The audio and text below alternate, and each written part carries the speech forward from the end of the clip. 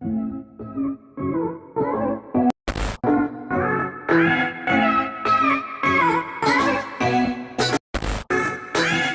for all of us to experience loneliness every now and then. What do we do if the feeling persists more than we're used to? If not dealt with properly, loneliness can grow into something harmful to our mental health. Now, if you believe you're suffering from excessive or chronic loneliness, a good plan might be to seek out help through a counselor or mental health professional. It's a great first step and gives you a chance to talk with someone about your feelings that you're experiencing.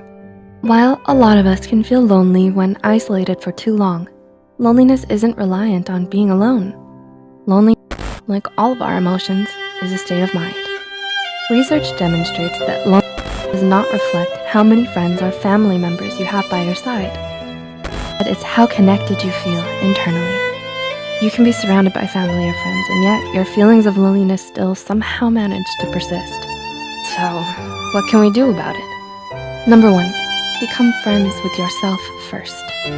Self-care is something that is important for our mental health.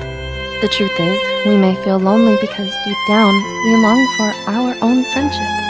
When's the last time you were kind to yourself? Took a minute to relax and wind down. And I don't mean passing out after a long night of working. I mean conscious and dedicated to yourself and your thoughts. Thoughts all on you, not work, not drama, just relaxation. This could mean a relaxing bubble bath instead of a quick shower. Some time spent doing an activity or a hobby that you enjoy, or perhaps sitting down with your favorite book. When loneliness comes knocking on the door, it's to look inwards and spend some time with the friend within ourselves. They may be the one to help us calm ourselves and relieve some stress. That is, if we do spend time with them. Once we've made friends with ourselves, we feel less lonely around others or on our own, because you always know you got it. Number 2, show compassion. Oftentimes, we may wish that someone could simply be there for us, someone to understand us and show us some compassion. Well, a little compassion can go a long way. Don't you feel a little cheerier when someone gives you a compliment? When someone does a favor for you, don't you feel a little more valued and loved? Wouldn't you want to bring that compassion to others as well and spread love? Because not only does carrying out kind acts for others help them feel cheery, but it can make us feel cheery as well, and less lonely in the process. Well, we're engaging in a form of social interaction. Compassion can be a step towards a friend, or simply feeling less lonely knowing you may have made someone's day. To research from psychologists Ed Diener and Martin Seligman, altruism can lead to improved mental and physical health, as well as speed up recovery from diseases. Brain imaging research from Naomi Eisenberger at UCLA has found that providing support for others may have unique positive effects on brain areas involved in stress and reward responses. The research shows that a little compassion and support can predict decreased stress responses in the brain. So next time you're feeling lonely, perhaps reach out to a family or old friend who could use some support. Donate to a charity or volunteer with an organization you care about. Maybe a mental health organization on loneliness. I'm sure they support as much as you. Number 3, find your tribe. As mentioned, you don't need to be physically alone to feel lonely. You could be at a loud, seemingly fun party with others and still you can't help but shake the feeling. Perhaps you do have friends or classmates you regularly talk to. You do get along with them, but you don't necessarily have a lot in common with them. You may even find yourself disinterested in the topics they discuss, but politely nod along because, hey, they're your friends after all, and you care about them. But sometimes you feel like the odd one out. This may be due to the idea that you haven't found your tribe yet. Tribe? What on earth do you mean? Well, look, your tribe means you're looking for people who share common interests and ideas with you, or possess traits you aspire to adapt. We should all surround ourselves with others who share the same interests, so we can not only discuss what we value, but gain a friend in doing so. It can take some people many years to find their tribe. They don't appear out of thin air. That's why joining an online community with interests similar to your own is an easy place to start. If you enjoy a certain video game, reach out to online players and make some friends. Or perhaps you're a book lover. Join a book club online or in person. You may find yourself with your very own tribe. Number 4, there is no perfect friend. If you may have daydreamed about what it would be like to be perfectly socialized. imagining yourself with an ideal group of friends and your best friend, the perfect friend. Hate to burst your bubble, but there's no such thing as perfect, meaning your imaginary friend isn't all you'd hoped they'd be.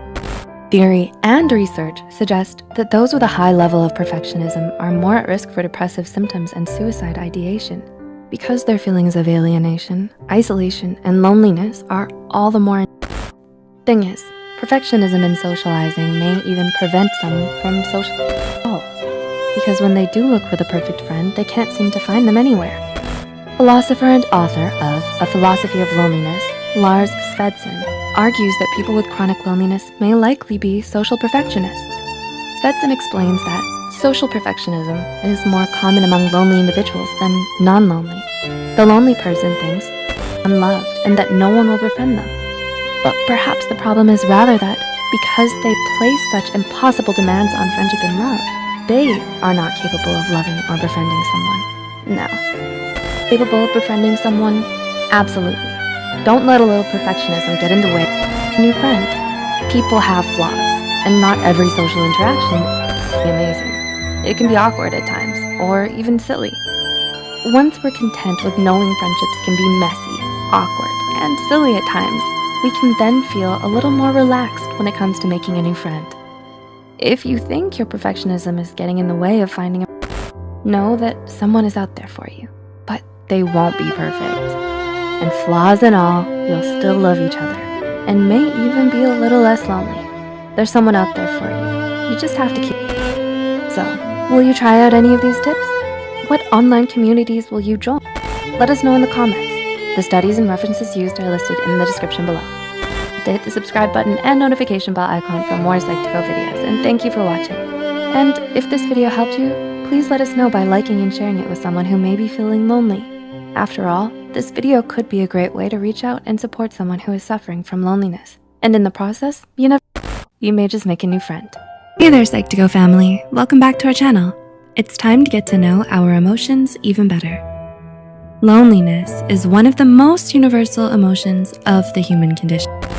If you're not sure if you're really lonely, you can check out our previous video, 7 Signs Lonely, to find out more. You feel lonely when your loved ones drift away from you, you don't have any friends or someone special to spend your day with, or you feel unwanted by people you care about.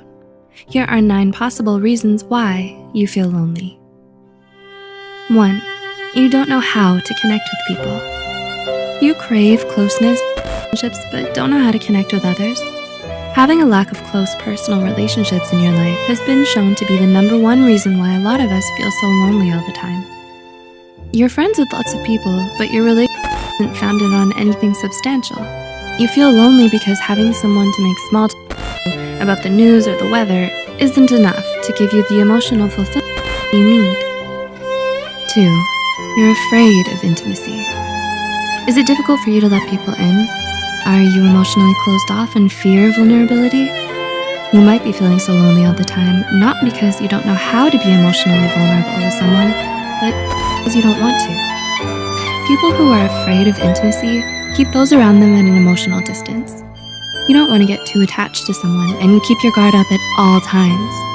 You fear rejection, abandonment, and heartbreak, and it holds you back from emotional connection, genuine love, and full friendships. 3. You're going through a lot of change. Have you moved to a new school or a new city lately?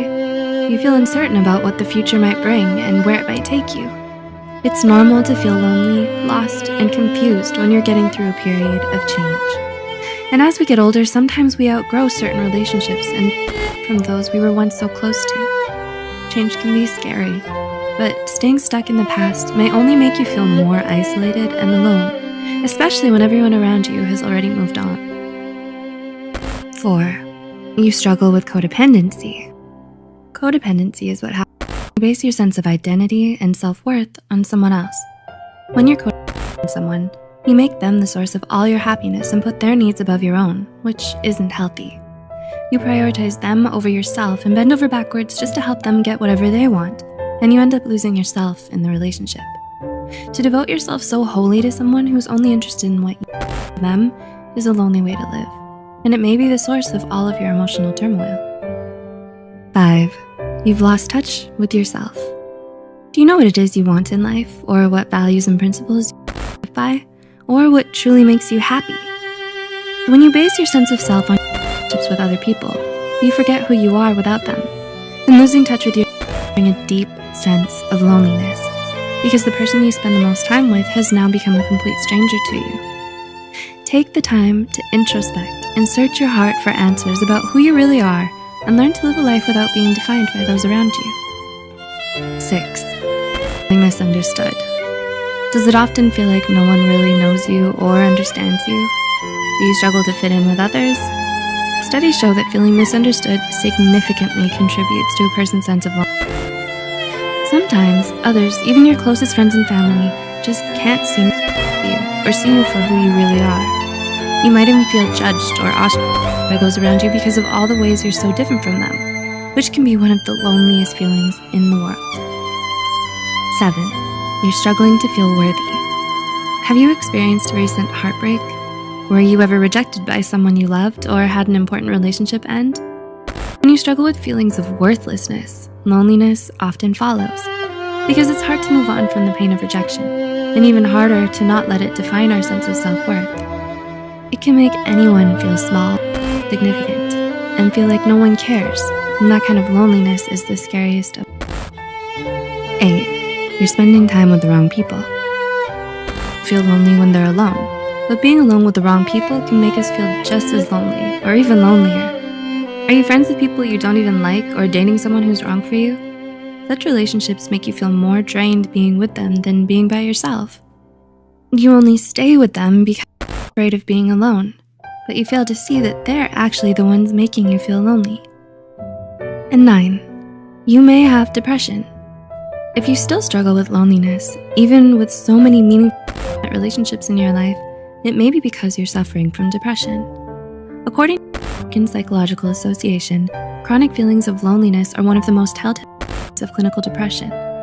This mental illness makes it so difficult for us to feel connected to other people, and often leaves us withdrawn, isolated, miserable, lethargic, and with no hope, no happiness, and no motivation to do anything. This isn't a surefire diagnosis for depression, so it's always a good idea to check in with a specialist just to be sure. Understanding the reasons behind your loneliness is an important first step towards overcoming it. It's normal to experience loneliness sometimes because of the human experience in life. But if you struggle with intense, constant, or recurring of loneliness, it might be a sign of a much more serious underlying mental health problem. If so, don't hesitate to reach out to a mental health professional if you feel your loneliness starting to get out of hand.